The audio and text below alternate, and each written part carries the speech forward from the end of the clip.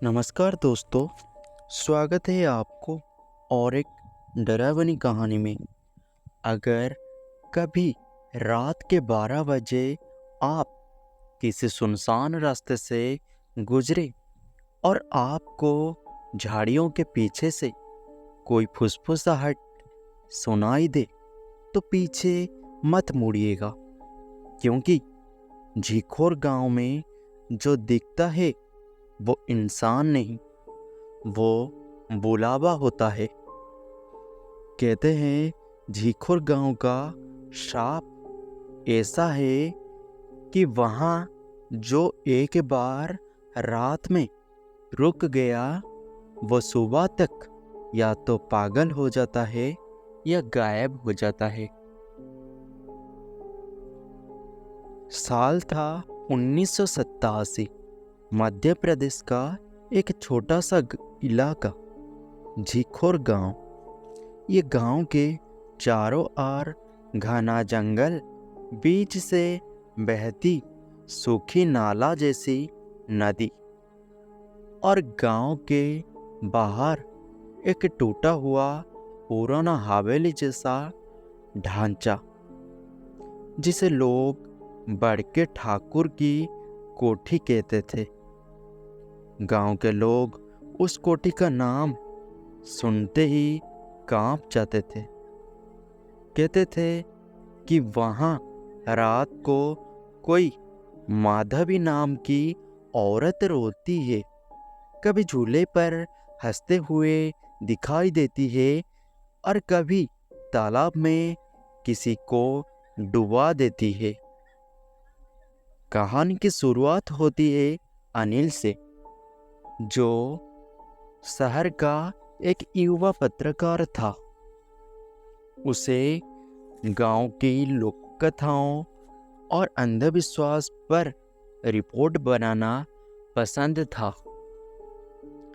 एक दिन उसे अपने सीनियर से असाइनमेंट मिला।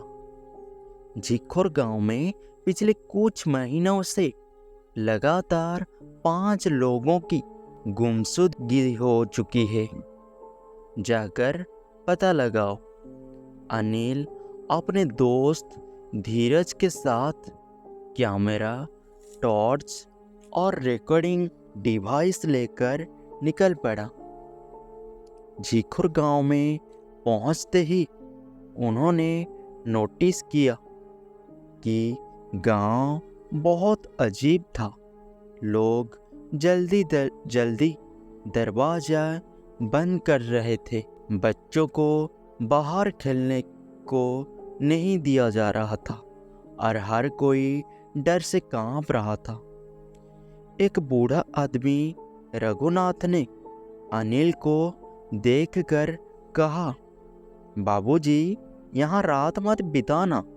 माधवी का साया अभी भी इस मिट्टी में जिंदा है।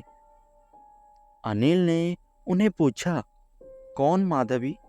बूढ़ा बस इतना बोला, ठाकुर की हवेली की रानी थी, जिसने अपने साथ जो हुआ उसका बदला अब तक नहीं छोड़ा। और वो बूढ़ा आदमी चला गया, बस इतना बोलकर। रात को करीब 11:30 बजे अनिल और धीरज कैमरा लेकर हवेली की ओर बढ़े। हवा में अजीब ठंडक थी, चारों ओर झिंगुरों की आवाज और बीच बीच में किसी के गाने जैसी धीमी लोरी सुनाई दे रही थी।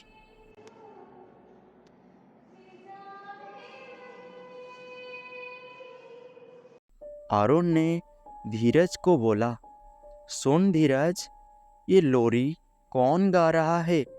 धीरज ने बोला, भाई, मुझे तो ये आवाज हवेली के अंदर से आ रही लग रही है। जैसे ही अरुण दरवाजा धकेला, वो दरवाजा खुद ब खुद खुल गया। अंदर धूल और मकड़ी के जालों से भरा कमरा था और बीच में एक टूटा हुआ झूला, जिस पर किसी ने जैसे अभी अभी बैठा हो। उस झूले की रस्सी अपने आप हिल रही थी। जैसे जैसे वो आगे बढ़ते गए, धीरे धीरे वो लोरी की आवाज पास आती गई।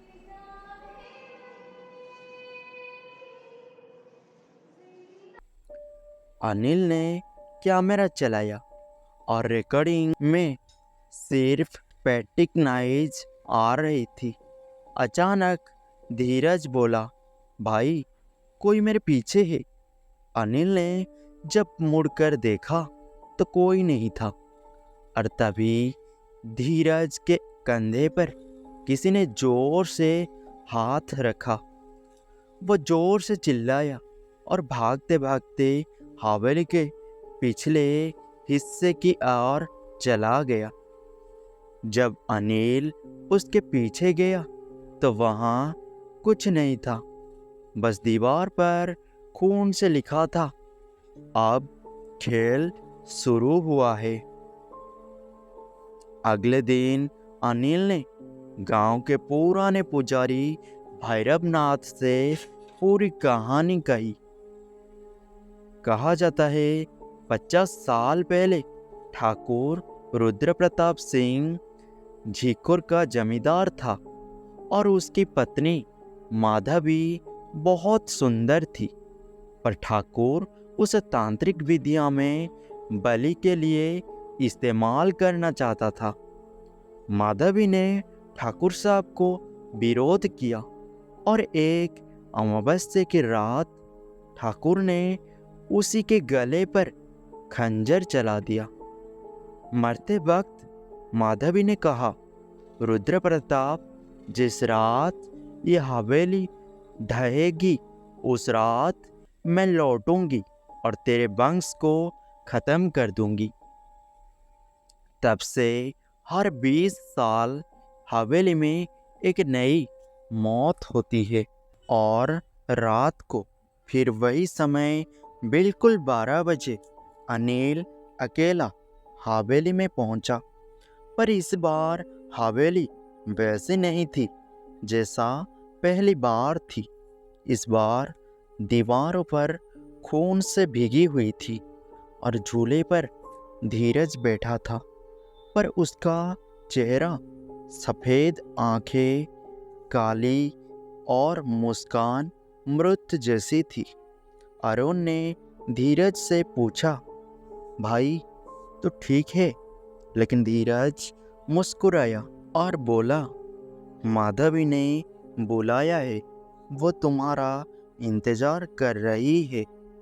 अचानक पीछे से वो लोरी फिर गूंजी।